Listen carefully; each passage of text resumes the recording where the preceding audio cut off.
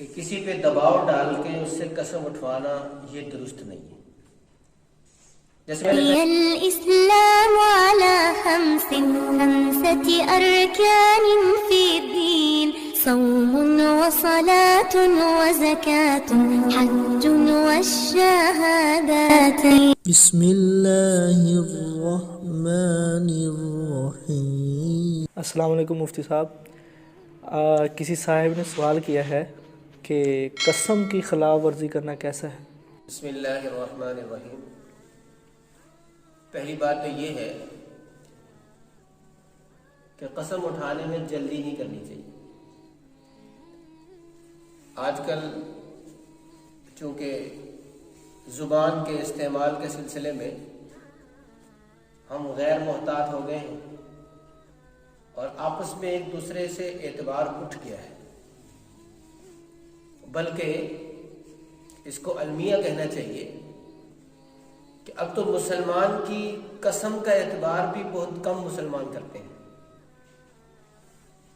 لوگوں میں یہ بات شہرت پکڑتی جا رہی ہے کہ جھوٹی قسم کھا لیتے ہیں لوگ.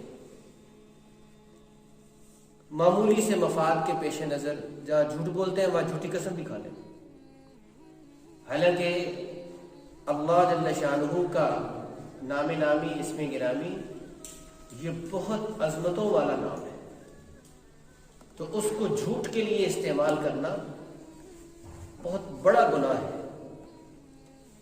اللہ تعالیٰ نے فرمایا کہ وَلَا تَجْعَلُوا اللَّهَ عُرْضَةً لِأَيْمَانِكُمْ، اللہ تعالیٰ کے نام کو اپنی قسموں کا نشانہ مت بناؤ. اس میں اللہ تعالیٰ کے نام کی بے حرمتی ہے اگر ہم جھوٹی قسم کھاتے ہیں. تو اس لیے پہلی بات تو یہ ہے کہ قسم اٹھانے میں جلدی نہ کی. پھر اگر قسم اٹھا لی، اب دو ہی صورتیں ہیں، یا تو آپ نے کسی ناجائز کام پہ قسم کھائی ہے، وہ کام ہی گناہ کا ہے، یا آپ نے جائز کام پہ قسم کھائی. تو اگر ناجائز کام پہ قسم کھائی ہے، گناہ پہ قسم اٹھائی ہے، تو پھر تو اس قسم کو توڑنا، اس کی خلاف ورزی کرنا واجب ہے، کیونکہ گناہ کا کام کرنا جائز نہیں ہے. اگر کسی نے جہالت میں کسی گناہ کو کرنے کے لیے قسم اٹھا لی، مثلا اس نے قسم اٹھا کے کہہ دیا میں اپنی ماں سے نہیں بولوں گا، میں اپنے بھائی سے نہیں بولوں گا، تو یہ تو قسم ہی اس نے غلط کھائی ہے، تو اب اسے قسم کی خلاف ورزی کرنا واجب ہے. ہاں اگر اس نے کسی جائز کام پہ قسم کھائی ہے تو پھر قسم کو پورا کرنا یہ ضروری ہے. ہاں اگر وہ اس کی خلاف ورزی کرے گا تو اسے گناہ بھی ملے گا اور کفارہ تو دونوں صورتوں میں اس کو دینا پڑے گا. یعنی گناہ کی قسم توڑی ہے تو جائز کام پہ قسم کھائی تھی وہ توڑ رہا ہے، تو کفارہ بہرحال اس کو دینا پڑے گا. ہاں جی، دوسرا سوال یہ ہے کہ قرآن پاک کی قسم کھانے سے قسم ہو جاتی ہے کہ نہیں؟ جی، قرآن پاک کی قسم کھانے سے قسم ہو جاتی ہے یا نہیں ہوتی. تو اس سلسلے میں یہ بات ذہن میں رہے کہ قسم اٹھانی چاہیے. اگر کوئی اٹھا رہا ہے تو وہ اللہ تبارک و تعالیٰ کے ناموں میں سے کسی نام کے ساتھ، اور اگر کسی نے قرآن پاک کی بھی قسم اٹھا لی تو وہ بھی قسم منعقد ہو جائے گی. اس کی بھی پاسداری اسے کرنا ضروری ہے بشرطے کہ کسی جائز کام پہ قسم کھائی، چاہے قرآن پاک اس کے ہاتھ میں نہیں ہے.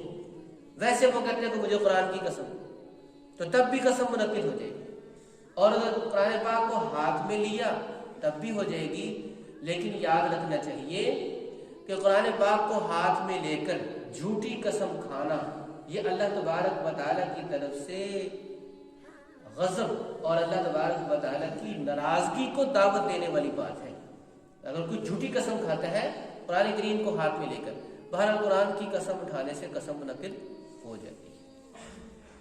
مفتی صاحب، تیسرا سوال یہ ہے کہ والدہ نے اپنی بچی کو دباؤ ڈال کر کسی دوسری جگہ شادی کرنے کے لیے قسم اٹھوائی، اب وہ اس کے خلاف کرنا چاہتی ہے، کیا اس کی چیز جائز ہے؟ جی، پہلی بات تو یہ ہے کہ کسی پہ دباؤ ڈال کے اس سے قسم اٹھوانا یہ درست نہیں ہے.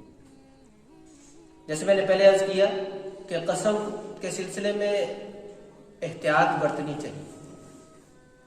اور جب ایک آدمی کسی کام پہ رضامند نہیں ہے تو اس پہ دباؤ ڈالنا اور پھر اس سے قسم اٹھوانا یہ درست نہیں ہے. بہرحال اس نے اگر کسی جگہ شادی کے لیے قسم اٹھا کے رضامندی ظاہر کی تھی، اب وہ وہاں شادی مناسب نہیں سمجھتی اور وہ اس کے خلاف کرنا چاہتی ہے، تو اگر وہ اس قسم کی خلاف کرے گی تو اسے قسم کا کفارہ دینا پڑے گا. یہاں یہ بات بھی واضح ہے کہ کفارہ قسم کا کیا ہے. تو اس سلسلے میں یہ بات ہے کہ 10 مسکینوں کو 2 وقت کا کھانا کھلانا یہ قسم کا کفارہ ہے. اور اگر کھانا نہیں کھلا سکتے تو ہر مسکین کو صدقہ فطر کی مقدار کے برابر گندم دے دی جائے یا اس کی قیمت دے دی جائے. یعنی 2 کلو گندم کی قیمت 1 صدقہ فطر بنتا ہے احتیاطاً. ویسے 2.25 کلو کہہ دیتے ہیں تو احتیاطاً 2 کلو ہے. تو 2 کلو گندم کی قیمت وہ ہر مسکین کو دینی ہے. تو اس طریقے سے جب 10 مسکین ہیں تو 20 کلو گندم کی قیمت ہوگی، وہ ان میں سے ہر ایک کو دینی ہوگی. یا پھر یہ ہے کہ 10 مسکینوں کو درمیانے درجے کا لباس پہنا دیا جائے، ان کو جوڑے دے دیے جائیں 10. اور اگر کسی کے اندر مالی طاقت اتنی نہیں ہے کہ وہ 10 مسکینوں کو کھانا کھلا سکے یا 10 مسکینوں کے لباس کا انتظام کر سکے، تو پھر اس ایسے غریب آدمی کے لیے یہ ہے کہ وہ 3 دن روزے رکھ لے. تو 3 روزے رکھنے سے اس کی قسم کا کفارہ ادا ہو جائے گا. اللہ تبارک و تعالی ہمیں قرآن و سنت کی تابعداری نصیب فرمائے. وآخر دعوانا الحمدللہ.